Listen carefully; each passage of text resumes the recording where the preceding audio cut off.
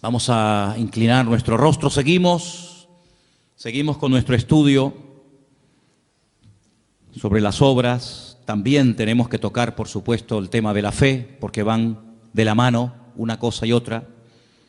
Hemos dicho ya varias ocasiones que la fe sin obras es muerta.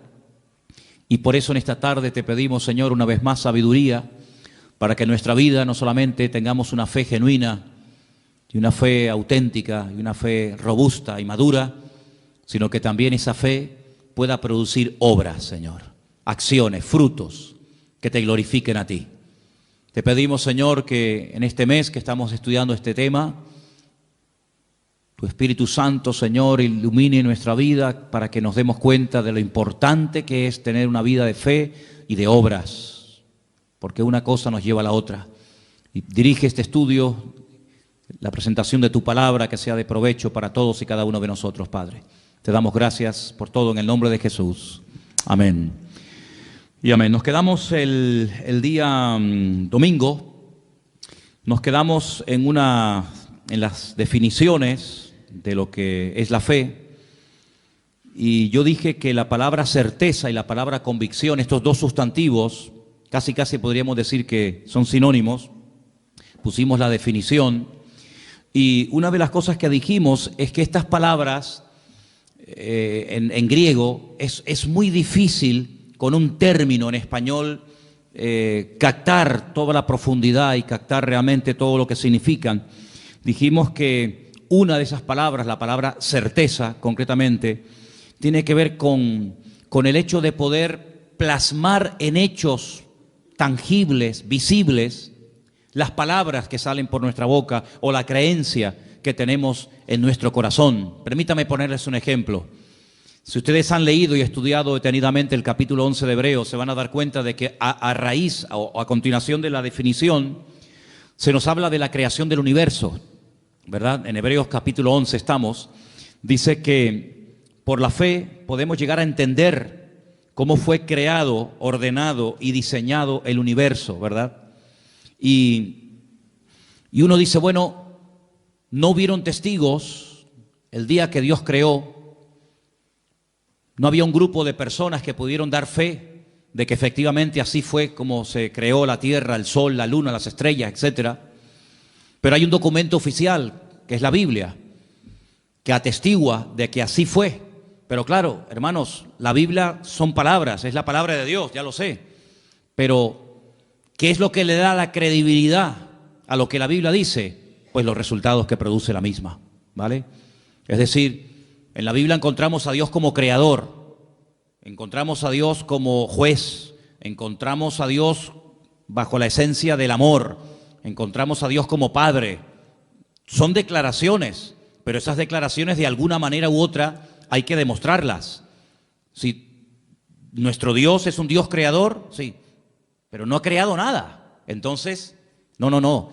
Nuestro Dios ha creado y las obras que Dios ha hecho avalan las palabras. Amén, hermanos. El mismo Señor Jesucristo dice, si ustedes no quieren creer a mis palabras, tienen que creer a las obras que yo hago. Y añade, porque las obras que yo hago dan testimonio de que el Padre me avala, de que el Padre está conmigo. Imagínense que el Señor Jesucristo en una ocasión hizo una declaración tremenda, todos la conocemos. Yo soy la resurrección y la vida. El que cree en mí, aunque esté muerto, vivirá. Hermanos, con todos mis respetos, eso lo puede decir cualquiera. Son palabras tremendas, pero ahora hay que demostrarlo. Cuando el Señor resucitaba a los muertos, pues efectivamente demostraba que Él tiene el poder sobre la muerte porque Él es la resurrección y la vida. Cuando el Señor hacía cualquier declaración, las obras, los milagros, las señales, los prodigios que hacían, avalaban las palabras que pronunciaba. Es decir, si las obras, la creación del universo le da credibilidad a la palabra de Dios, si las obras, milagros y acciones de Cristo le daban credibilidad a sus palabras, a su ministerio, en nuestro caso es exactamente igual. Usted puede hablar todo lo que usted quiera, pero son nuestras acciones, nuestras obras, lo que avalan y respaldan nuestra fe. En ningún momento en Hebreos capítulo 11 usted va a encontrar expresiones como esta que le voy a mencionar ahora. Por la fe Abraham no hizo nada. Por la fe Enoc no hizo nada. Por la fe Noé no hizo nada. No tendría ningún sentido. Sino que por la fe hicieron cosas, dijeron cosas, etcétera, etcétera. Por lo tanto, las obras es lo que avalan la fe que decimos tener. Si no hay obras, si no hay frutos, si no hay resultado, pues nuestra vida es un montón de buenas intenciones y de buenas palabras, pero que nunca se materializan, nunca se hacen realidad. Por eso Santiago es muy claro en esto y dice claramente que una fe sin obras, pues está muerta, no sirve absolutamente para nada. La otra palabra que vimos, la palabra convicción, tiene que ver también con una amonestación o una reprensión que le hacemos al mundo natural aplicando los principios del mundo espiritual o del reino de Dios. Hay una parte en el Padre Nuestro que dice, venga tu reino a nosotros, ¿verdad? Hágase tu voluntad, así en el cielo como en la tierra. Eso es una petición. No todo el Padre Nuestro es una oración de pedir y pedir. Pero hay peticiones en el Padre Nuestro muy interesantes. Una de ellas, la que le acabo de mencionar ahora. Venga tu reino, es decir, que lo que tú quieres que se produzca en el mundo natural a través de nuestra vida, de la fe, de la oración, etcétera, se produzcan cambios. Pusimos el ejemplo de Jesús cuando atraviesa el mar en tempestad. Él sabía, porque él era la palabra viviente, que él no moriría ahogado, sino que él moriría crucificado. Por lo tanto, si él sabía perfectamente que no iba a morir ahogado, como temieron los discípulos morir, él lo que hace es que cambia aquella circunstancia adversa y cambia la tempestad en bonanza. Como diciendo, esto no es lo que tiene que ocurrir. Por lo tanto, si esto no es lo que tiene que ocurrir, cambiémoslo entonces, ¿verdad? Porque el Señor nos ha dado la capacidad y el poder, a través de la fe, del nombre de Cristo, de su palabra, etcétera, etcétera, de cambiar ciertas y determinadas situaciones que Él, si estuviera en nuestro caso, también las cambiaría. ¿Me explico?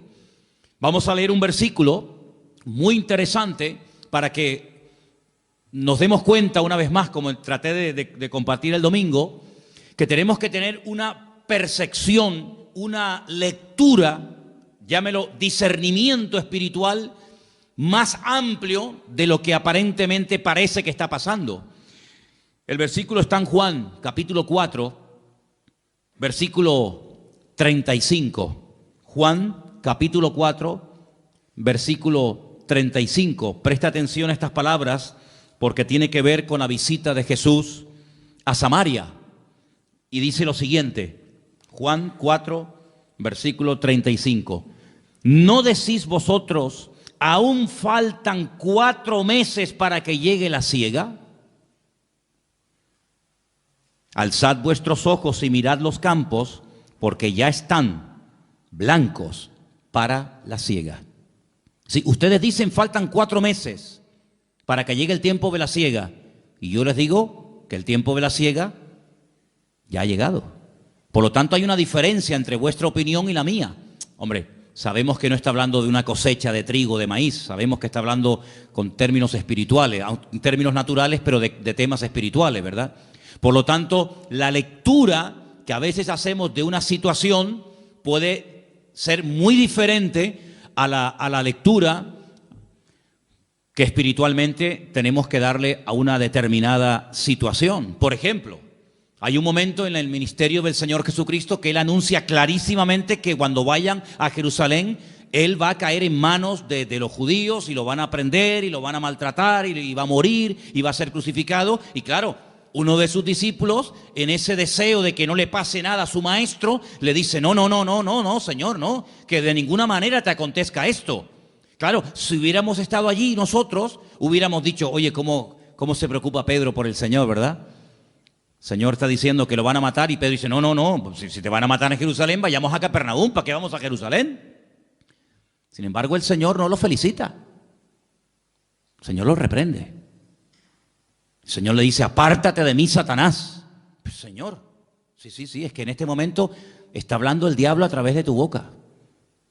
Claro, nadie se dio cuenta de aquello, pero el Señor se dio cuenta de que aquellas palabras bonitas, aquellas palabras aparentemente de amor y de compasión por el Señor, porque lo iban a matar y iban a perderlo, pues no eran palabras basadas en el amor, no venían de parte del corazón del Padre, sino que venían del mismísimo infierno.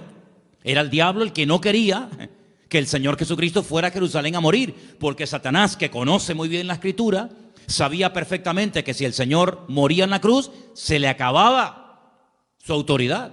Por lo tanto, el Señor dice, apártate de mí, Satanás. Luego, cuando el apóstol Pedro, o anteriormente, cuando Pedro dice, tú para mí eres el Hijo del Dios viviente, el Señor lo alaba. El Señor le dice, bienaventurado Pedro, muy bien, estupendo. Ahora sí que has hablado bien, ¿ves? Ahora sí que has acertado. Porque esto que has dicho no te lo enseñó tu padre y tu madre, sino te lo reveló mi Padre que está en los cielos. ¿Cómo sabía el Señor, verdad? Cuando hablaba a una persona, ¿cómo sabía discernir la fuente, el origen de esas palabras? Por un lado dice, muy bien, Pedro, bienaventurado eres porque esto no te lo reveló sangre ni carne, sino mi Padre que está en los cielos. Y al mismo Pedro, minutos más tarde, le dice, apártate de mí, Satanás. Es que el discernimiento del Señor era perfecto, era increíble. Entonces puede ser que a veces una persona se esté dejando utilizar por el Señor para hablar a tu vida. Bueno, de hecho, los que compartimos la palabra siempre le pedimos al Señor, de alguna manera u otra, que cuando compartimos la palabra el Señor te hable a través de nosotros. Esa es mi petición. Y yo me alegro mucho cuando termina un culto y te dice la gente, oye, pues hoy el Señor me habló a mí, pero es que resulta que tú no lo sabes, pero a mí me han dicho eso 5 o 6 personas que no tienen nada que ver con tu situación, pero la palabra es tan rica y tan amplia, pues que le habla a todo el mundo, a cada uno en sus circunstancias. Pero no nos engañemos, también puede ser que en un momento determinado lo que hablemos no sea totalmente de parte del Señor. Fíjate tú que el mismo apóstol Pedro tuvo que ser reprendido, ¿no? Por lo tanto, la fe nos sacude, nos amonesta para que nos demos cuenta de que a través de la fe podemos cambiar, debemos cambiar circunstancias y situaciones. Solamente quiero recordarles los 2 ejemplos de los 2 grandes hombres de Dios que hablé de ellos el domingo, David y Elías. Eran 2 personas que se dieron cuenta de que detrás de ese hombre tan grande, tan arrogante, estaba el diablo. Detrás de Goliat no solamente era un ejército de los filisteos, sino que había algo más. Eso es un poder espiritual que está hablando a través de este hombre. Y por otra parte también Elías discernió que ya había llegado el momento de actuar y de confrontar al mundo de las tinieblas con un milagro espectacular que terminaría de una vez para siempre demostrando que Baal era un dios falso y que el Dios de Elías era el Dios verdadero, y todos conocemos la historia, Primera de Reyes 18, en el monte Carmelo. Así que nosotros no andamos por la vista, no andamos por las emociones o por los sentimientos o por lo que oímos o por lo que nos cuentan, sino que dice la Biblia que el justo por la fe vivirá. El texto original, que es un texto del Antiguo Testamento, está en Habacuc, dice que el justo por la fe existirá. Logrará existir. La existencia misma depende de la fe, del conocimiento que tengamos de parte del Señor. Yo dije también el domingo, y quiero repetirlo, que la fe del creyente no es una fe loca, no es una fe ciega, no es una fe disparatada, basada en nada. No. La fe del creyente, la fe genuina, la fe del Señor, en nosotros está basada en el conocimiento y en la experiencia. El conocimiento de Él, el conocimiento de su palabra y la experiencia de Él en todos y en cada uno de nosotros. Así que nos movemos por fe, nos movemos porque, en fin, la fe nos ayuda a movernos. Fíjense, por ejemplo, en Hebreos capítulo 11, vamos a ese capítulo, por favor. Hebreos capítulo 11, rápidamente quiero mostrarles algo muy interesante. Ustedes lo han tenido que leer durante toda esta semana. Pues fíjense que, por ejemplo, el primer personaje que se menciona es el caso de Abel. el hermano de Caín, uno de los hijos de Adán y Eva. Dice en el versículo 4, por la fe ofreció. Se hizo algo. ¿Cómo sabemos que Abel tenía fe? Porque ofreció al Señor más excelente sacrificio que su hermano Caín. Luego la fe nos permite ofrecerle, darle al Señor lo que sabemos que tenemos que dar. Cuando no tenemos una fe madura, decimos, hoy, este mes no puedo darle al Señor lo que le corresponde, porque si no, no llego. Pero por la fe dice, yo le doy al Señor lo que le corresponde, porque yo sé que mi Dios no me va a dejar tirado. Pero fíjate el versículo anterior. El versículo anterior dice que por la fe podemos llegar a entender que, bueno, cómo ha sido constituido, formado, diseñado el universo por la palabra de Dios, de modo que lo que se ve fue hecho de lo que no se ve. Es decir, la fe nos permite entender, la ciencia nos permite conocer. Pero no significa que porque conozcas, ya sabes o ya entiendes lo que está ocurriendo. Sin embargo, la fe te ayuda a entender misterios y cosas que Dios ha hecho que hasta el día de hoy los científicos no saben cómo explicarlo. Se vuelven locos, que si esta teoría, que si fue así, que si fue asado, que si millones de años por aquí, millones de años por allá. Sin embargo, leyendo el documento oficial que da fe de lo que Dios hizo, podemos no solamente conocer, sino podemos entender, ¿verdad?, las cosas. Hay un versículo tremendo que yo lo quería leer el domingo, se me pasó, y quiero leerlo ahora. Está en Deuteronomio 29, 29. Si ustedes pueden aprenderse este versículo de memoria, sería extraordinario, porque es una promesa preciosa que el Señor nos da. Deuteronomio 29, 29 dice así: las cosas secretas, ¿a quién le pertenecen? Al Señor nuestro Dios. Los secretos, los misterios que Él no quiso revelar, ahí quedan, en la mente, en la presencia del Señor. Mas las reveladas, ¿para quién son? Para nosotros y para nuestros hijos, para siempre, para que cumplamos todas las palabras de esta ley. Sí, hay cosas que han quedado en secreto, pues ya está, pues si están en el secreto de Dios, ahí se quedan. Pero hay otras muchas cosas que Dios sí ha querido revelar. Hay otras muchas cosas que Dios quiere que tú y yo sepamos, pues esas son las cosas que tenemos que estudiar en la palabra. Lamentablemente a veces hay gente que está más preocupada por conocer lo que no ha revelado el Señor que por conocer lo que sí ha revelado el Señor. ¿Te das cuenta? Entonces esa promesa tenla siempre presente en tu vida. Si hay palabras de la Biblia que no entiendes, tú puedes pedirle al Señor en oración, sabiduría, revelación, porque dice que lo escrito, lo revelado, y aquí está todo lo revelado, si no se hubiera escrito, dice la Biblia que todo lo revelado es para nosotros y para nuestra descendencia. Por lo tanto, agárrense a esa promesa. Ahora, hay personajes en el capítulo 11 del libro de la carta a los Hebreos que la verdad es que podríamos estar hablando años sobre ellos. Pero los tres primeros personajes yo los llamo los tres solitarios. Y esos tres solitarios son Abel, el segundo es Enoc, versículo 5, y el tercero, en el versículo 7, es Noé. Abel, Enoc y Noé. Tres personajes que son tres solitarios. Y una de las cosas que a mí me gustaría en estas clases o estudios o mensajes que estamos dando durante este mes de enero es que con la ayuda del Señor podamos llegar a tener claro en nuestra mente cuáles son las características o la estructura espiritual de una prueba. Es decir, si yo le pregunto a alguna hermana aquí presente, ¿me podría dar usted los ingredientes de un buen potaje de lentejas? Pues me diría, mira, las lentejas, primero lógicamente llevan lentejas, ¿no? Y esto, y se le puede poner esto, y se le puede poner aquello. ¿Y me podría dar usted la receta de cómo se hace una buena paella? Y te dirían, pues mira, una paella pues lleva esto, lleva aquello. Muy bien. Luego tú ya sabes, para hacer algo, lo que te hace falta.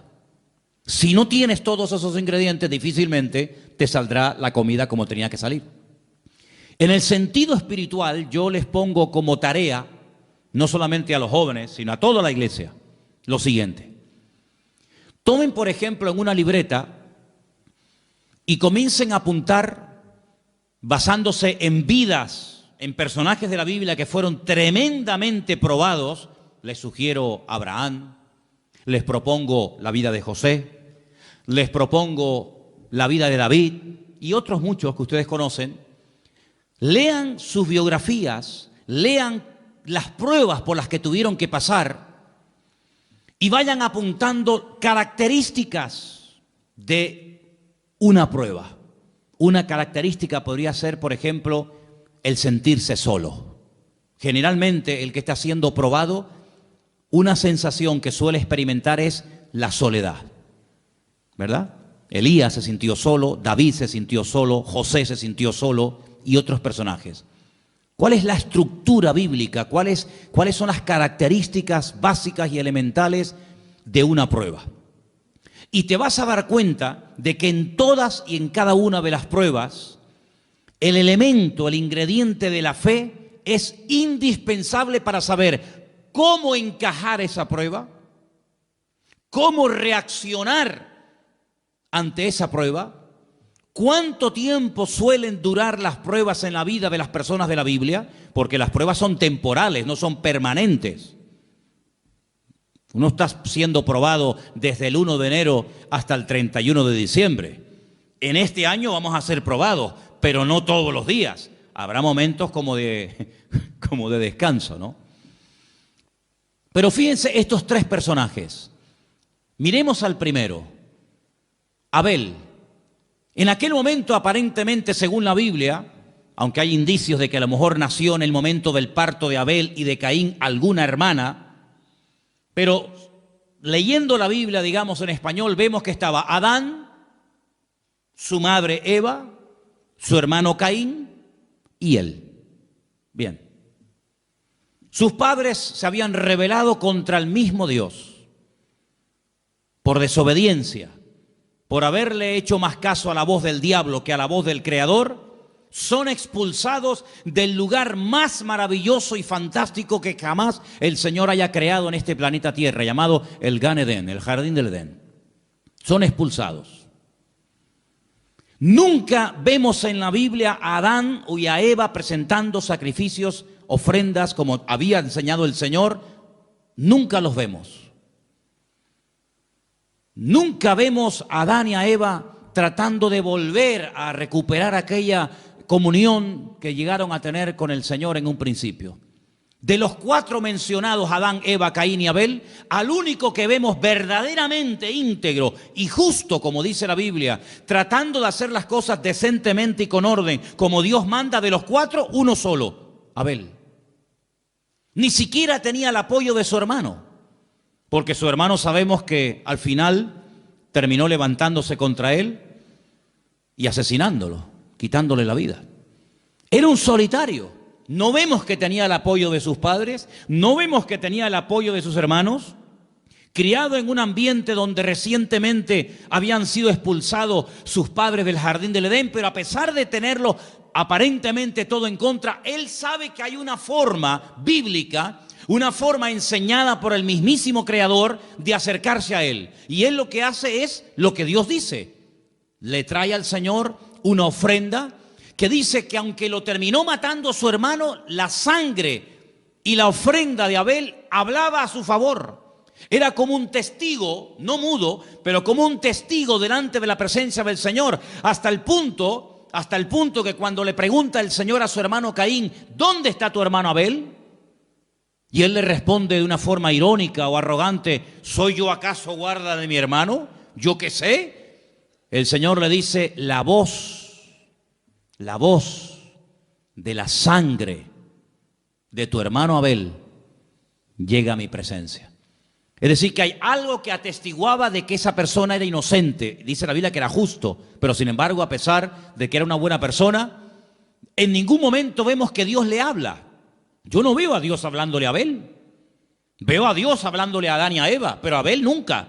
Sin embargo, veo al Señor hablándole a su hermano Caín, al desobediente, al rebelde, al que presenta una ofrenda incorrecta, le habla, lo amonesta y le dice, si hicieras las cosas bien, ¿no podrías dejar el pecado a la puerta? Como diciendo, ¿no dominarías tú sobre el pecado? Claro, pero es que el problema es que Caín, aunque oyó a Dios audiblemente en varias ocasiones, no cambió. Porque una de las cosas que dijimos el domingo, que no hay ninguna garantía de que yo conozca la verdad y actúe en obediencia a esa verdad. Es más, hay gente que sabe que algo le puede estar haciendo daño o lo está matando y aún así siguen haciéndolo. Y tenemos infinidad de ejemplos, tanto en la Biblia como fuera de la Biblia, como hoy en día. Conocemos a personas que incluso han entendido el Evangelio y le han dado las espaldas a Dios y no han querido obedecer la palabra. Luego el conocimiento es importante, pero cuidado, el conocimiento puede ser la mayor bendición para tu vida o puede ser la peor tragedia, en el sentido de que el conocimiento te da vida o te mata. Porque ahora sabes y ahora no hay excusa. Como dice Pablo a los romanos, hablándole a los judíos en la carta a los romanos, dice, no tienes excusa. No tienes excusa porque tú sabes, tú conoces desde niño la palabra del Señor, pero no la pones en práctica en tu vida. ¿Te das cuenta? Por lo tanto, Abel es mencionado porque es una persona que la fe que tuvo le ayudó a obedecer, le ayudó a desprenderse de algo que a lo mejor humanamente hablando le hacía falta, pero que como él sabe qué es lo que Dios espera de él lo hace. Luego la fe nos permite entender los misterios de Dios, la creación de Dios, la obra de Dios. La fe nos permite ofrecerle a Dios, darle al Señor lo que le corresponde. Pero fijaros que, por ejemplo, en el caso de Enoc, que ya es la séptima generación, ¿vale? Enoc vivió en la séptima generación después de Adán y Eva. Era un hombre, si ustedes leen su vida, lo poquito que nos dice la Biblia de Enoc, dice que era un hombre que tuvo hijos e hijas. Un hombre que llevaba aparentemente una vida normal, un hombre casado, repito, con hijos y con hijas. Pero lo importante que destaca la Biblia de Enoc no es que estaba casado y que era padre, sino dice aquí en el versículo 5, por la fe Enoc fue traspuesto para no ver muerte y no fue hallado porque lo traspuso Dios y antes de que fuese traspuesto tuvo testimonio de haber agradado a Dios. Eso es lo que destaca la Biblia de la vida de Enoc. Pero curiosamente, aunque la Biblia nos dice que Enoc no murió, que el Señor lo llevó en vida a su presencia, como hizo también con otro personaje llamado el profeta Elías, a pesar de que la Biblia nos dice que estaba casado, de que era padre, de que era la séptima generación después de Adán y Eva, resulta que hay una pequeña carta en el Nuevo Testamento, que es la carta de Judas, que si quieren pueden venir conmigo, por favor, y ustedes van a encontrar unas palabras muy interesantes que nos habla la Biblia acerca de este personaje llamado Enoc. En la carta de Judas, ¿verdad? Lo tenemos ahí casi al final del Nuevo Testamento. ¿Lo tienen, hermanos? Ok. Tenemos en el versículo 14. De estos también profetizó Enoc. Luego era un profeta. Pero Génesis no dice que era un profeta. Génesis no dice que profetizara. Pero sin embargo, en el Nuevo Testamento dice que Enoc profetizó. ¿Y qué fue lo que dijo? Pues dijo esto que está aquí. He aquí, vino el Señor con sus santas decenas de millares para hacer juicio contra todos y dejar convictos a todos los impíos de todas sus obras impías que han hecho impíamente y de todas las cosas duras que los pecadores impíos han hablado contra él. ¿De quién está hablando aquí este hombre? Está hablando de Dios como juez. En la primera venida el Señor Jesucristo no vino como juez. Pero en la segunda venida la Biblia profetiza de que Cristo el Señor vendrá como juez a juzgar a cada uno según sus obras, ¿sí o no? Luego Enoc profetizó de la segunda venida del Señor. Claro. Entonces por eso los judíos dijeron, no pongamos este libro en el canon del Antiguo Testamento, quitémoslo, porque es un libro demasiado mesiánico, porque el judío dice que el Mesías vendrá una vez. Perdón, los judíos dicen que vendrá una vez, nosotros creemos que vendrá 2 veces, ya una que vino como rey, como siervo, y la segunda como rey, como juez. Y si ahora este hombre Enoc dice que debe venir al Señor como juez a juzgar a todos, pues esto como es. Entonces por eso quitaron el libro de Enoc, pero que se puede leer, es un libro interesantísimo, por cierto. Y habla muchísimo acerca de aquellos pecados que había antes del tiempo del diluvio y todo aquello, ¿verdad? Entonces fijaros cómo este hombre vivió tan cerca de Dios, pero por lo visto era el único que destacaba en aquella generación. No había millones, no había miles de personas. Pero él, a pesar de que era un padre que tenía que trabajar y atender a su familia, a su esposa, a sus hijos, dice que caminó con Dios. Y caminó tan cerca de Dios que el Señor dijo, vente conmigo. Y el Señor se lo llevó a su presencia, lo arrebató. Es el primer ejemplo en la Biblia de una persona que puede llegar a ser arrebatada directamente a la presencia del Señor. Y de ese hombre habla el libro de Hebreos en el capítulo 11. Otro solitario. Abel era un solitario, Enoc fue otro solitario, un hombre seguramente incomprendido, un hombre al cual no le hicieron mucho caso, pero un hombre que está ahí en la Biblia. Y luego también nos habla de un tercer personaje llamado Noé, un hombre que vivió en una generación incrédula, desobediente, agresiva, violenta. El mundo le dio las espaldas. Noé no podía contar con nadie, con nadie. A veces hay gente que no son creyentes, pero puedes contar con ellos para que te echen una mano en algo o lo que sea. Pero Noé, con los únicos con los que pudo contar fue con sus hijos. Gloria a Dios. Y estuvo 120 años, hermanos, 120 años construyendo aquella nave, aquel arca enorme. Y predicando, porque dice la Biblia que era pregonero de justicia, si no solamente estaba todo el día cortando madera y poniendo cada tablón en su sitio, sino que era un hombre que predicaba y decía, no, estoy haciendo esto por esto, por esto, por esto y por esto, porque dice que con temor preparó el arca. Y vemos un ejemplo de una fe constante, porque la Biblia nos ordena y nos manda a los creyentes a ser personas constantes en la fe. ¿Cuántos dicen amén? Es uno de los grandes problemas de mucha gente, la falta de constancia. Son constantes un tiempo, pero después, no sé, se enfriaron, se desanimaron, si te he visto no me acuerdo, y eso no sirve para nada, porque la Biblia dice, estad firmes y constantes, creciendo en la obra del Señor siempre, ¿verdad? Es un día y otro, y Noé estuvo 120 años. Hombre, la Biblia no dice que se rieran de él, pero yo creo que algunos se reirían de él. La Biblia no dice que se metían con él, pero yo, en mi opinión particular y mi opinión personal, yo creo que más de un vecino diría, pero tú estás loco. Llover, ¿qué es eso de llover? Explícame. Bueno, hasta ese momento no había llovido. La Biblia dice que subía un vapor de la tierra y que era lo que regaba los campos. Así que nunca habían visto caer agua del cielo a la tierra, pero sin embargo Noé le creyó a Dios. Y estuvo trabajando y trabajando y trabajando y toda su vida giraba en torno a la obra de Dios. Involucró a su familia, que esto es muy bonito, hermanos.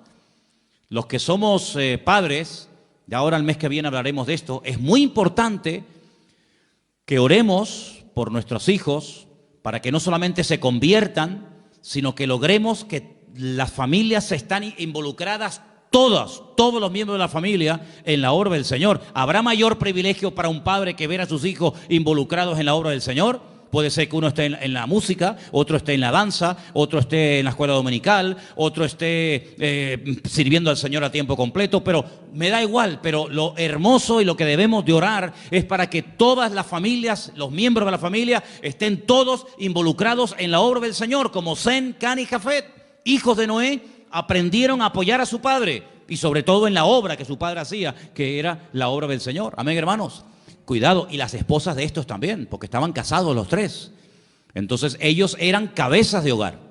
Eran hombres que supieron dirigir a sus mujeres a la obra de Dios, al servicio del Señor. Y hermanos, todos los que estamos aquí esta noche y todos los habitantes del planeta Tierra le debemos la vida a Noé.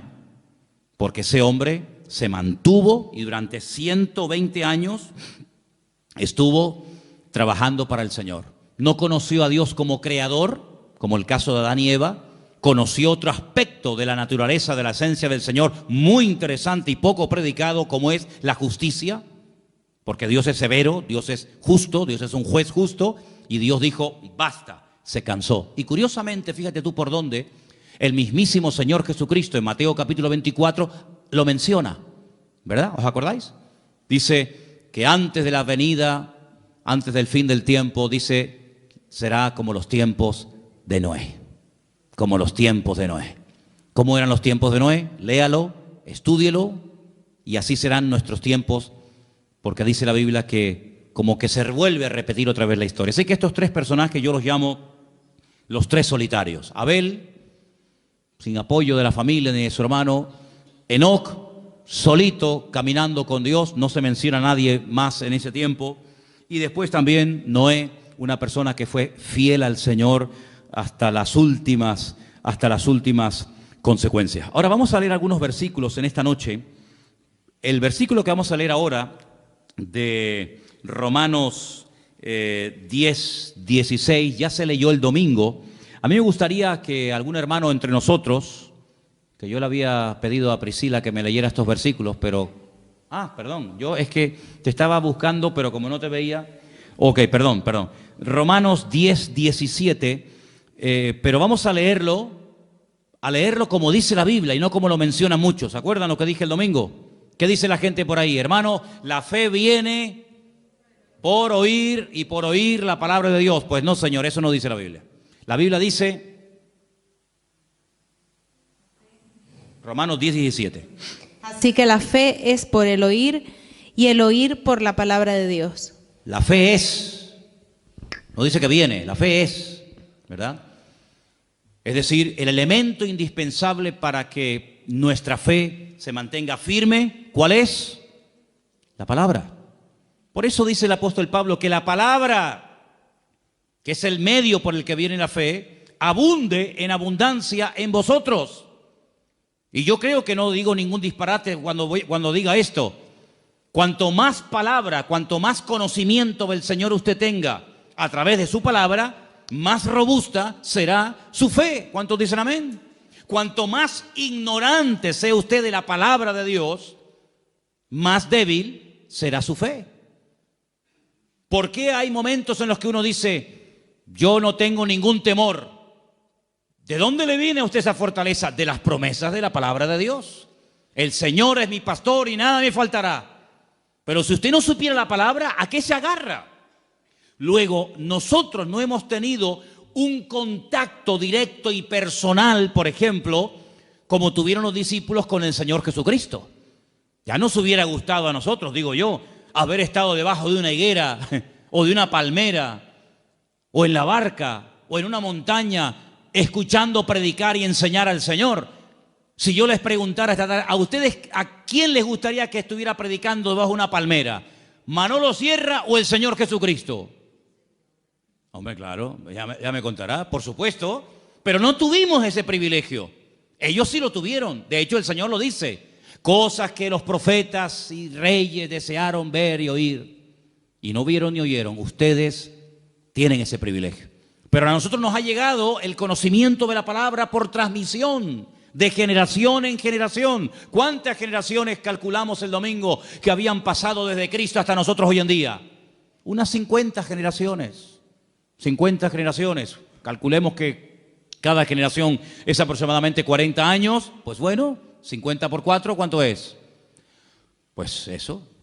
5 por 4, 2000 años, ¿vale? 40 años por 50, 2000 años. Y usted dice, 2000 años. 2000 años no es nada, hermano. No es nada. 2000 años no es nada. Son 2 días. ¿O no? La Biblia dice que para el Señor 1000 años es un día. Han pasado 2 días. 2 días. Para el Señor son 2 días. Y claro, después a nuestros hijos en la escuela le obligan a creer que este hueso o que este fósil tiene 250 millones de años. Y nadie dice nada, porque lo dijo fulanito de tal. Y cuando nosotros decimos que desde Cristo hasta nosotros han pasado 2000 años o 2 días, todo el mundo se lleva las manos a la cabeza. Pero hermanos, es la pura realidad. Yo llegué a conocer a mis bisabuelos. No sé si alguien aquí llegó a conocer a su bisabuelo o a su tatarabuelo. Yo conocí a mi bisabuelo y a mi bisabuela perfectamente y hablé con ellos y como si fueran mis abuelos. Y eran los padres de mi abuelo, que murió con 106 años, imagínese usted. Y uno dice, bueno, pues conocí a mi padre, conocí a mi abuelo y conocí a mi bisabuelo. Ya conocí 3 generaciones hacia atrás. Más yo 4, ya somos 4 generaciones. Así que no hay tantas generaciones desde los tiempos de Cristo hasta hoy en día. Y además tenemos la gran ventaja de que esas 50 generaciones han dejado mucho legado histórico. No son 50 generaciones que hay un vacío que uno dice, bueno, pero ¿dónde está? No, un vacío, de vacío nada. Hay mucha información en la arqueología, en la literatura, en la pintura, en el arte, en tantas y tantas ciencias que nos permiten conocer, pero con muchos detalles. Bueno, y ahora cuando vayamos, Dios mediante, dentro de unos días a Israel, pues vamos a estar pisando las mismas calles que esa gente pisaba, ¿verdad? Y probando las mismas comidas que se comían hace 2000 años y respirando el mismo ambiente y bañándonos en el mismo agua y conociendo prácticamente la misma cultura de hace 2000 años. Porque en esas zonas de la tierra parece como que el tiempo se ha detenido, ¿no? Parece como que el tiempo va más despacio. Entonces, queridos hermanos, cuando uno lee los escribas y los fariseos, entonces ya esa gente no existe. ¿Cómo que no? ¿Quién dijo que no? Hay miles de escribas y de fariseos en Israel y ustedes lo van a conocer personalmente. Y van a ver cómo hay tanta documentación que nuestra fe no está basada en mitos, en leyendas, que vete tú a saber si eso es verdad, sino están basadas en hechos concretos y en hechos puntuales, ¿verdad? Entonces la fe se alimenta por la palabra y por la palabra de Dios. Ahora, hay un versículo en Romanos 1:20, vamos a leerlo, por favor, Priscila, Romanos 1:20, que lo podemos juntar con ese de Hebreos 11:3. ¿Qué dice Romanos 1:20, por favor? Porque las cosas invisibles de Él, su eterno poder y deidad, se hacen claramente visibles desde la creación del mundo, siendo entendidas por medio de las cosas hechas, de modo que no tienen excusa. Analicemos este texto. Las cosas invisibles de Él. Cuando dice de Él, ¿a quién se refiere? A Dios. Porque las cosas invisibles de Dios, y ahora pone ejemplos, su eterno poder y su deidad. ¿Qué es deidad? El hecho de que Él es Dios, la esencia de Dios. Ok. Entonces su eterno poder y su esencia divina, dice, se hacen claramente visibles. ¿Cómo? Pues dice, desde la creación del mundo, siendo entendidas por medio de las cosas hechas, de modo que no tienen excusa. Es decir, yo puedo llegar a conocer a Dios, su poder, su deidad, su esencia, su gloria, su autoridad, etcétera, etcétera, etcétera, a través de lo que pueden ver mis ojos. Es decir, cuando usted se para delante del mar, y aquí vivimos en una isla, rodeados de agua por todas partes, cuando uno ve hacia el horizonte la inmensidad del mar, uno se pregunta, bueno, ¿y quién creó esto? ¿Quién pudo crear esto? Con una perfección increíble, hermanos, porque si el mar tuviera menos proporción de sal de la que tienen, pues no habría vida. Y si tuviera mucho más sal que la que tiene, tampoco habría vida. ¿Y quién es el que regula las mareas, el nivel de la sal? ¿Cómo es capaz una nube de hacer una especie de función de aspiradora, ¿no? Aspirando por la evaporación y ese agua salada, toneladas, millones de toneladas, suben a las nubes, se produce un proceso impresionante y cuando el Señor quiere que ese agua que ha subido caiga allí, pues manda el viento justamente en esa dirección y lo detiene encima de esa ciudad o encima de ese país o encima de ese continente y hace que ese agua salada se haya convertido así en agua dulce. y cae sobre la tierra y riega los campos. Y tenemos sandías y melones y tenemos agua dulce. Y cuando ese agua ya ha dado a la tierra lo que tenía que darle, pues el sobrante va por los cauces y por los ríos y vuelve otra vez a entrar en el mar y se convierte otra vez en agua salada. Y vuelve otra vez un proceso, hermanos, no eterno, porque la creación no es eterna, como decían los griegos, sobre todo Aristóteles, que la creación y la materia es eterna. No, señor, la materia tuvo un principio, y ese principio, ¿cuándo fue? Cuando Dios lo estableció. Y nadie puede explicar muchas cosas, pero la Biblia sí explica muchas cosas que los científicos hasta el día de hoy son incapaces de entender. Porque, como dije antes, la fe nos permite entender, no solamente conocer, sino entender. Y tú ves a una vaca manchada de blanco y negro, ¿no? Esas vacas tienen una raza, ¿cómo se llama? La vaca, estas vacas lecheras, frisonas, las vacas frisonas. Y tú las ves en esos prados allí en Galicia, o las ves en esos prados en Asturias, o por cualquier otra parte del mundo, y está comiendo hierba verde. Y tú dices, pero una hierba verde, una vaca negra, y da leche blanca. Es algo impresionante. Y así tantas y tantas cosas que tú dices, Dios mío, pero hay una armonía, hay una perfección, hay un colorido, hay un diseño, algo increíble. Y hasta Dios ha dotado de una capacidad, de una inteligencia a los animales tremenda. Fíjense, por ejemplo, las langostas, no las langostas estas de mar, sino las langostas estas, los insectos.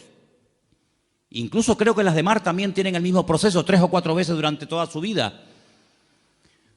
Crecen más de lo que puede contener el caparazón. El caparazón les termina doliendo y haciendo un daño terrible, porque la langosta quiere crecer y come y engorda, pero el cascarón como que la presiona y sufre unos dolores que se tiene que meter entre rocas y empieza a frotarse entre las rocas hasta que se arranca el caparazón de cuajo. Y sale y crece hasta que le sale otro caparazón y vuelve otra vez a sentirse incómoda dentro de ese caparazón que le impide crecer. Y entonces vuelve otra vez a esconderse y se frota y se golpea contra las rocas y se arranca el caparazón y vuelve otra vez, y así durante toda su vida. Es decir, que si a esa langosta la llevaran al médico porque tiene dolores y le ponen una pastilla o una inyección, le impedirían crecer, le quitan el dolor, pero frenarían su crecimiento. Luego el dolor es lo que hace que se desprenda de lo que le oprime para que pueda seguir creciendo. Es decir, el Señor en nuestra vida a veces nos presiona y nos prueba para que entremos en su presencia y Él nos quite lo que nos oprime el crecimiento, para que podamos seguir creciendo y avanzando para la gloria del Señor. ¿No es sabio el Señor? ¿No es sabio el Señor? Y hay gente que cuando ve una abeja parece que han visto un dinosaurio y salen corriendo. Pues la vida en el planeta Tierra sin las abejas sería totalmente imposible. No habría vida sin abejas. ¿Qué te parece, amigo? Son cosas que uno dice, Dios mío, hay una perfección. Y es que la creación es un reflejo del poder de Dios, de la deidad de Dios. ¿Quién es el que hace que el sol siempre salga por el mismo sitio y se vuelva a ocultar por el mismo sitio, año tras año, siglo tras siglo, milenio tras milenio? Es algo increíble, ¿verdad? Y cómo son la naturaleza, hay frutos para el verano, hay frutos para el invierno, hay frutos para esto, hay frutos para aquello. Si una perfección absoluta, dice que viendo todo eso, que es lo visible, son las obras visibles del Dios invisible, llegamos a la conclusión de que tiene que existir una mente, y es la mente y la presencia de nuestro Dios. ¿Cuántos dicen amén? Pero el hombre es tan bruto, tan cerrado de mollera, que no quiere aceptar que hay un creador. Mira, hay gente atea que no tiene problema en aceptar y en admitir que hubo una persona llamada Jesucristo. No tiene ningún problema, porque sería una barbaridad no querer reconocer que hubo un personaje en la historia llamado Jesucristo. Pero ese mismo ateo, cuando le hablas de que ese Jesucristo antes de humanarse, antes de encarnarse, era Dios en la eternidad, ahí no quieren llegar. ¿Por qué? Porque aceptar que hay un creador significa que hay un dueño. Y aceptar que hay un creador y un dueño significa de que yo soy producto de su creación y tengo que someterme al creador y al dueño de la creación. Y ahí no llegan, amigos. Entonces prefieren darle la gloria a cualquier otra teoría, prefieren aceptar cualquier otra opinión, por disparatada que sea, antes de reconocer que hubo un Dios que puso un orden y un diseño y cada cosa en su sitio, y a través de lo visible podemos entender que Dios es un Dios real y poderoso. ¿Cuántos dicen amén? Entonces, sin fe es imposible agradar a Dios. Porque dice que el que se acerca a Él o el que quiere comenzar a entender las cosas, lo primero que tiene que entender y aceptar es que hay un Dios creador. Conocí una vez a una persona que me dijo: yo creo de Cristo para adelante, pero no creo ni acepto nada de Cristo hacia detrás. Y le dije: ¿por qué? Dice: porque yo soy un hombre de ciencia. Y yo le dije: usted no es un hombre de ciencia, usted lo que es un necio, según la Biblia. Porque si usted no acepta de Cristo hacia atrás, ¿en qué basa usted su fe? Si no hubiera un antes de Cristo, lo que llamamos vulgarmente un Antiguo Testamento, ¿sobre qué se construye el Nuevo Testamento? ¿Sobre mitos? ¿Sobre opiniones? El Nuevo Testamento no tendría ninguna credibilidad si no hubieran unas profecías del Antiguo Testamento escritas cientos de años y miles de años en algunos casos, y que le dan credibilidad al Nuevo Testamento.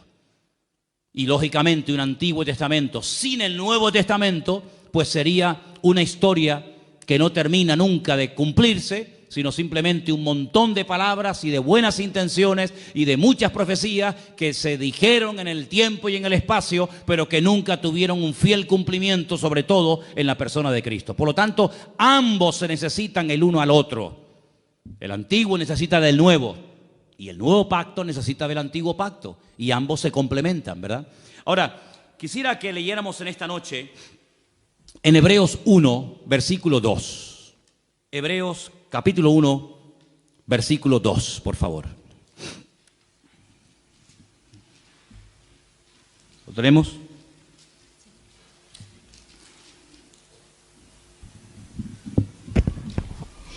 En estos postreros días nos ha hablado por el Hijo, a quien constituyó heredero de todo, y por quien asimismo hizo el universo. En estos postreros días. ¿En qué postreros días? ¿En los que se escribió Hebreos o en estos? Porque hoy en día estamos más en los postreros días que hace 2000 años cuando se escribió la carta a los hebreos, ¿sí o no? Si en aquellos tiempos ya se estaba hablando de los postreros días, imagínense nosotros hoy en día. En estos últimos días nos ha hablado por el Hijo, a quien constituyó heredero de todo. ¿Quién lo constituyó heredero de todo? El Padre. Bien. Y por quien asimismo hizo el universo. ¿Quién hizo el universo? ¿Dios o Jesucristo?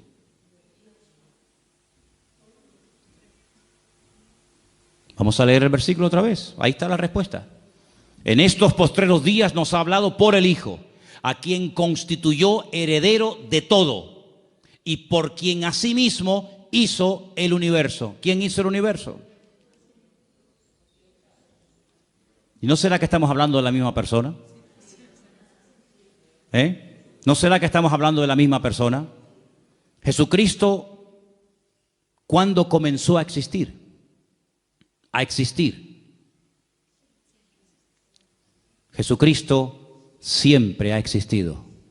Es un ser eterno, no es un ser creado. Pero la Biblia dice que nació en Belén de Judea. Claro, como hombre tuvo un nacimiento.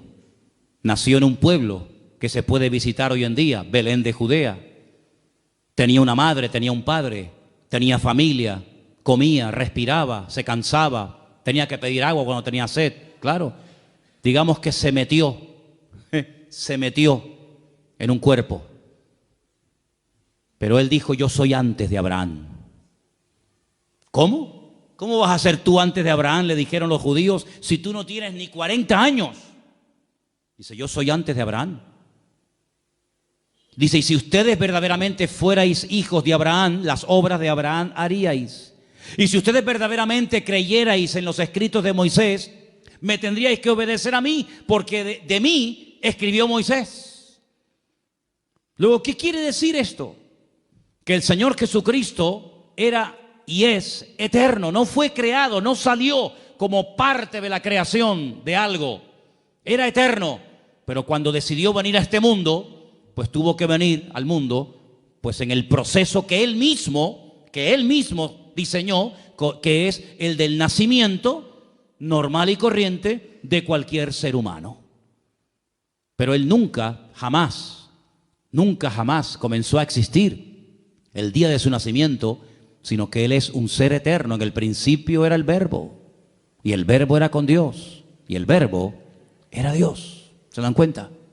Dice, y el que no me cree a mí, tampoco cree en mi Padre que me envió. Si hay una unidad tremenda entre el Padre y el Hijo. Hay momentos que actúa como Padre. Yo a veces actúo como Padre, pero hay momentos que actúo como Hijo. Y soy la misma persona al mismo tiempo.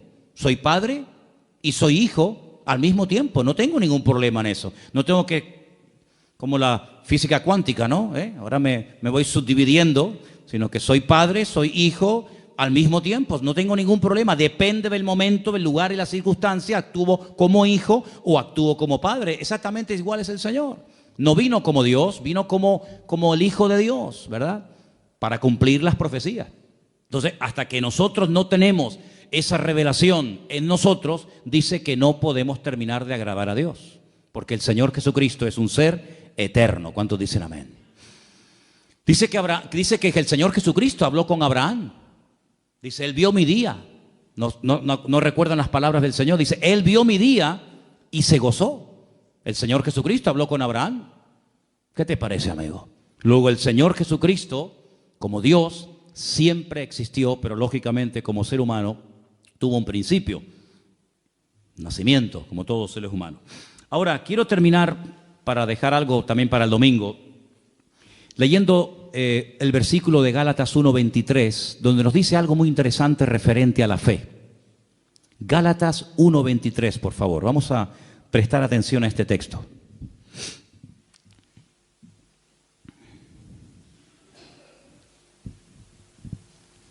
Y dice: solamente oían decir, aquel que en otro tiempo nos perseguía, ahora predica la fe que en otro tiempo asolaba. Dice que Pablo predicaba la fe que antaño perseguía. Luego la fe aquí es un conjunto de creencias, es un mensaje que hay que predicar. Fijaros que cuando hablamos de la fe en la Biblia, la menciona como parte del fruto del Espíritu Santo. Dice Gálatas 5, 22, 23, más el fruto del Espíritu es amor, gozo, paz, paciencia, benignidad, fe. Luego es un fruto. Un fruto es algo que va madurando con el paso del tiempo. Y menciona la fe como una de las características, como parte del fruto que produce el Espíritu de Dios en nosotros. Luego, en nuestra vida, aunque sea como fruto, la fe se tiene que notar. Pero fíjate que después, por ejemplo, cuando llegamos a la lista de 1 Corintios capítulo 12, donde se mencionan 9 dones, uno de los dones que se mencionan ahí es el don de la fe. Luego, ¿qué es? ¿Un fruto o es un don? Bueno, a veces es un fruto y otras veces es un don. Pero fíjate que Efesios 2, 8 y 9 dice, por gracia sois salvos por medio de la fe. Y esto no de vosotros, pues es don de Dios. Hay 3 cosas diferentes en cuanto a la fe: fruto, don y como medio para obtener la salvación por la gracia. Pero ahora hemos leído un cuarto ejemplo, una cuarta característica o connotación de la fe. Dice que Pablo predicaba la fe. No estaba predicando de un don, no estaba hablando de la fe como un fruto, sino predicaba la fe. Luego la fe es un conjunto de creencias, son las dogmas, los principios elementales en los cuales nosotros creemos. Son los dogmas de nuestra fe. Uno de los dogmas de fe nuestro dice que nosotros creemos en la inspiración de las Sagradas Escrituras como palabra de Dios. Uno de los dogmas de fe es que creemos en la obra expiatoria de Cristo en la cruz del Calvario. Es decir, hay unos dogmas de fe y Pablo dice que les predicaba de la fe. Es decir, les predicaba de lo que uno cree. ¿Por qué hay creyentes que se preocupan más en predicar y en compartir con la gente, llamamos inconversa, de lo que no creen que de lo que verdaderamente creen? Hay creyentes que a veces se pegan horas hablando con inconversos y no paran de hablarle de lo que no creen. Mira, nosotros no creemos en esto, no creemos en no sé qué, nosotros no, en eso no creemos, no, eso no lo creemos. Termina la conversación, la persona con la que has estado hablando y tomando café toda la santa tarde ya sabe en lo que no creen. Hasta mañana, adiós. Y la señora dice, ¿y en qué cree? Porque si no cree en el Papa, no cree en no sé qué, no cree en no fue canto, no cree en no tal, no cree en cuál, no cree. Pero no me he enterado en lo que creen. Entonces hay que aprender a predicar de la fe. Porque sabe una cosa, generalmente la gente allá afuera tiene más claro lo que tú no crees, pero no tienen claro lo que tú crees. La gente allá afuera sabe que nosotros en nuestras iglesias no tenemos imágenes, porque ellos saben que nosotros no creemos ni adoramos imágenes. Ellos lo saben. Ellos lo que no tienen muy claro, ¿qué es lo que tú y yo creemos? Y es ahí donde entra este versículo muy interesante que dice que Pablo les predicaba de la fe, y eso es de lo que tenemos que predicar. Nosotros creemos que Jesucristo murió por nosotros en la cruz, que sin la muerte de Cristo no hay salvación. Nosotros creemos en el cielo, creemos en el infierno, nosotros creemos en la resurrección de Cristo. Sí, vamos a predicar más de lo que creemos, porque el diablo a veces es muy astuto y nos pone a gente en el camino que lo que quieren es hacernos perder el tiempo, confesando lo que no creemos. Pero ¿saben dónde está la fuerza, la autoridad y la victoria que revienta el mundo espiritual? En predicar lo que creemos, porque el diablo no quiere que prediquemos en lo que creemos. El diablo no tiene ningún problema de decir, yo no creo en las imágenes y por eso no las adoro. Eso al diablo no le hace daño. ¿Saben lo que le hace daño? Cuando yo digo, yo creo en el poder de la sangre de Jesucristo, yo creo en el poder del nombre de Jesucristo que venció al diablo y lo derrotó y no tiene ninguna autoridad. Yo creo que mi Señor es el Rey de Reyes y Señor de los Señores. Hermano, el diablo ante eso sale corriendo. No soporta oír a una iglesia y a un creyente que hable de lo que cree y no tanto de lo que no cree. Por eso la fe tiene que ser predicada y compartida. Pablo le decía no solamente a los Gálatas, ¿no? Sino Pablo también le decía, por ejemplo, a los tesalonicenses, me alegro, me gozo de que la fe que tenéis en el Señor se va divulgando, se va extendiendo por el mundo. En otras palabras, que la gente diga, estos creen en esto y esto. ¿Saben qué bonito cuando la gente de la calle viene a pedirnos oración? Porque ellos saben que nosotros creemos que tenemos un Dios de milagros. Es tremendo. Entonces, eso es lo que tenemos que predicar y compartir cada día más. Todos los personajes, los 18 personajes, creo que ya los han contado, los 18 personajes de Hebreos capítulo 11, todos pusieron su confianza en Dios, se agarraron a las promesas del Señor y fueron fieles hasta la muerte por esa fe y por ese conocimiento que habían adquirido. Y quiero terminar leyendo dos versículos, si me permiten. Salmo 33, los voy a leer yo. Salmo 33, versículo 6 y Salmo 33, versículo 9. Repito, Salmo 33, versículo 6, y dice así: por la palabra de Dios fueron hechos los cielos, y todo el ejército de ellos por el aliento de su boca. ¿Dios tiene ejércitos? Una vez en un campamento de jóvenes en la península, en un tiempo de preguntas, el pastor me dijo, oye, ¿por qué no dejas a la gente que te haga preguntas? Y digo, vale. Y un chico se levantó y me dice, es que yo no termino de entender por qué a Dios se le llama el Dios de los ejércitos. Y yo le dije, es que Dios no es un pacifista. A Dios le encanta la guerra. Y se quedó así como asustado, ¿no? Pero cuidado, espérate. Cuando el Señor habla de sus ejércitos, hay dos aplicaciones de esa expresión. Los ejércitos de Dios, habla de su creación, de las estrellas, los astros, todo el firmamento, pero también habla de sus ángeles. En el mundo espiritual hay guerra, ahora mismo hay guerra. Los ángeles, cada vez que la iglesia se pone a orar o a ayunar, cada vez que un cristiano dobla sus rodillas ante la presencia del Señor, los ángeles, hermanos, se revolucionan en el mundo espiritual que ni te imaginas. Hay guerra en el mundo espiritual. No hemos sido creados y diseñados, salvo alguna excepción para ver eso, pero yo te puedo asegurar que todo lo que ocurre aquí en la tierra es simplemente una sombra, un reflejo, ¿verdad?, de lo que está ocurriendo en el mundo espiritual. El Señor nos ha diseñado de esa manera que todo lo natural puede proyectar sombra, ¿verdad? Nuestra sombra se proyecta, la sombra no es real, el real soy yo, pero lo real puede reflejar sombra. En el cielo, las batallas que se producen en el cielo, ¿verdad?, entre ángeles y demonios, se reflejan como sombra en la tierra. Entonces vemos guerras por aquí, guerras por allá. Todo eso es simplemente la punta, es como el iceberg. Tú ves a un iceberg y ves una montaña de hielo, pero hay más por abajo que por arriba. Bueno, pues el mundo espiritual es al revés, ¿verdad? Lo grande, lo poderoso se lleva arriba y en pequeña escala se lleva abajo. Está como al revés, el orden está invertido. En la Biblia el futuro está en pasado y el pasado está en futuro. Entonces las mayores guerras que se están librando ahora mismo en el mundo no son aquí en la tierra, son en el mundo espiritual. Pablo dice que nuestra lucha, ¿a quién le habla? A los cristianos. Nuestra lucha no es contra sangre y carne, pero dice que nuestra lucha. Luego hay lucha, hay batalla. Habla de yelmo, de espada, de coraza, ¿verdad? Nuestra lucha es contra principados y contra potestades, contra gobernadores de las tinieblas en las regiones celestes, contra huestes espirituales de maldad. Luego hay una batalla. Pablo dice, yo he peleado la buena batalla, pero ¿cuándo te vimos a ti cogiendo una espada y matando a nadie? No, es que él habla de una batalla espiritual. Peleamos contra demonios, peleamos contra poderes espirituales, ¿verdad? Y la iglesia tiene la obligación de pelear ahí, porque lo que no ganes arriba no lo va a ganar abajo. Hay gente que quiere ganar aquí, pero primeramente hay que ganar allí para atar allí, para soltar aquí, dice la palabra, ¿verdad? Entonces cuando uno va a la palabra, uno se encuentra de que Dios hizo los cielos con el poder de su palabra y todo su ejército. Bueno, lean ustedes el libro de Daniel. Hay momentos en los que Daniel oraba y ayunaba y no habían cambios. Y cuando se le presenta al ángel Gabriel y le dice, pero, ¿qué pasa? Dice, es que hace 21 días que llevas orando y ayunando, pero es que hemos estado ahí peleando contra el príncipe tal, contra el príncipe cual, y he venido para darte sabiduría y para darte entendimiento.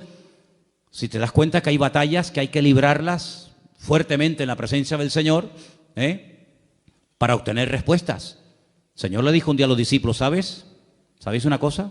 Sobre todo tú, Pedro, escúchame bien. Satanás ha venido y os ha pedido y os va a zarandear a todos como al trigo. ¿Cuándo hablaste tú con el diablo? ¿O cuándo el diablo habló contigo? ¿Cuándo pasó eso? Que ustedes no se enteran. Ustedes no ven eso. Pero es que el diablo os va a zarandear como al trigo. Porque el Señor sabía. ¿O por qué te crees que el Señor dedicaba tanto tiempo a solas en batalla? Pues las batallas espirituales, las guerras espirituales que tuvo que librar el Señor tuvieron que ser tremendas, ¿verdad? Entonces, hermanos, vemos que el Señor creó los cielos, la tierra, pero también el ejército de Dios. Y el versículo 9 dice, porque Él dijo y fue hecho. Él mandó y existió. Repito, ese versículo 9 es tremendo. Él dijo y fue hecho. Y si no hubiera dicho, pues no se hubiera hecho. ¿Cuándo se produjo el cambio? Cuando Él dijo, automáticamente se produjo. Él mandó y existió. Luego, hermanos, aquí tenemos en nuestras manos algo tremendamente poderoso que hay que saber manejarlo. Tenemos un poder impresionante que es el poder de la fe, pero que no va a producir cambios a menos que salga por nuestra boca y por nuestras acciones el poder que tiene la fe. Eso es como si usted tiene una escopeta o un rifle, pero no tiene munición. No produce ningún problema. Usted tiene que apretar el gatillo para que salga el cartucho y para que haga lo que quiere que usted haga. Exactamente es igual. Hay un poder, hay una capacidad, hay una autoridad que el Señor ha puesto en nosotros es una dinamita, es un poder tremendo que Dios ha puesto en nosotros, pero cuando actuamos en fe, cuando declaramos palabra de fe, cuando nuestras acciones avalan nuestras palabras y nuestras palabras nos llevan a la acción, hermano, eso es una combinación increíble, es algo tremendo. Por eso es muy importante que si usted en un momento determinado no sabe cómo orar, dígale al Espíritu Santo, dígale al Señor, ora a través de mi boca. Porque dice que el Espíritu puede llegar a orar con nosotros y por medio de nosotros, porque Él conoce cuál es la voluntad del Padre. Hay gente que en esta dimensión de oración no sabe moverse. Saben moverse en la petición, saben moverse en lo cotidiano, pero que el Espíritu ruegue con gemidos indecibles delante del Padre a través de mí, hay muchos que no saben, no tienen ni idea de lo que estoy hablando. Por eso, este tema que estamos hablando de la fe y las obras es lo que va a marcar la diferencia. Porque si nuestro Dios no hubiera hecho nada, pues sí, tú dices que eres muy poderoso, pero tú no has hecho nada. Tú dices que eres creador, pero yo no he visto que has creado nada. Desde el principio del mundo aquí no ha creado nada. Pero todo lo que nos rodea da crédito a la palabra de nuestro Dios. ¿Qué es lo que le da crédito a la obra de Cristo? Las obras que hizo. Bien. ¿Qué es lo que le va a dar peso a su fe? ¿Lo que usted dice? No, lo que usted haga. Y si usted no hace, su fe está muerta. Así que el domingo, Dios mediante, tendremos el último mensaje sobre este tema. Haremos un pequeño repaso, pero ampliaremos un poco más el tema de la fe y de las obras. Pero yo quiero preguntarles a todos ustedes en esta noche, en este mes que estamos hablando de este tema, yo dije al principio, cuando les propuse que íbamos a hablar de esto este mes, que sería muy bueno que nos propusiéramos hacer alguna obra, algo que nos lleve a la acción. ¿Se acuerdan? ¿Lo estáis haciendo? Nuevamente vengo al púlpito con material.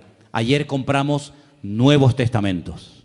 Y ayer compramos este Evangelio según San Juan, que cuando lo vi me quedé enamorado, porque ha sido de todos los evangelios que se venden a veces por ahí, el que mejor presentación y mejor calidad he visto de verdad.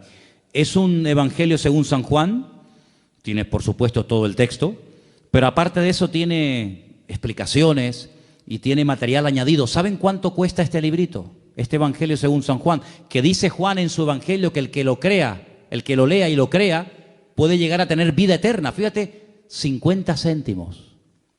Si una persona lee el Evangelio según San Juan y cree en Jesucristo a través de estas palabras, puede llegar a tener vida eterna. Y esta tarde me tomé un cortado aquí porque no vino mi hermana doña Carmen a hacérmelo. ¿Y saben cuánto me cobraron? 80 céntimos. ¿Y saben cuánto vale el Evangelio según San Juan, que produce vida eterna en Cristo Jesús, Señor nuestro? 50 céntimos. Increíble. Bueno, compramos unos cuantos. Pero claro, estamos comprando Biblias, estamos comprando Nuevos Testamentos, estamos comprando Evangelios. Y esto vale 50 céntimos. El Nuevo Testamento nos costó 2 euros. Creo que la Biblia sale sobre 3 euros. Hermanos, lo compramos, pero no para almacenar. Lo compramos para que la palabra de Dios corra y sea glorificada. Así que hágase con algunos de estos ejemplares y regálelos. Regale.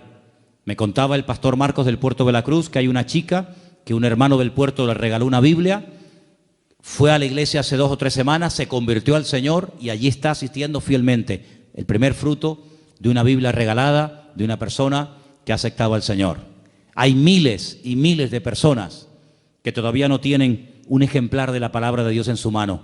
Hermanos, vamos a esforzarnos para que la palabra de Dios corra y sea glorificada. ¿Cuántos dicen amén? Háblense con Margarita, ella es la responsable de este material.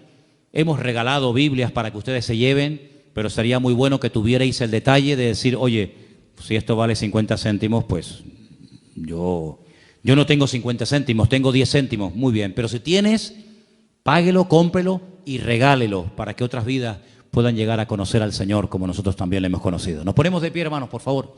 Vamos a orar.